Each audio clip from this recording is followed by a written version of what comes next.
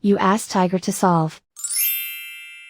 This deals with linear equations with one unknown. The final result is x equals 13/8. Let's solve it step by step. Group all constants on the right side of the equation. Add 5/8 to both sides. Combine the fractions. Combine the numerators. Reduce the zero numerator. Simplify the arithmetic.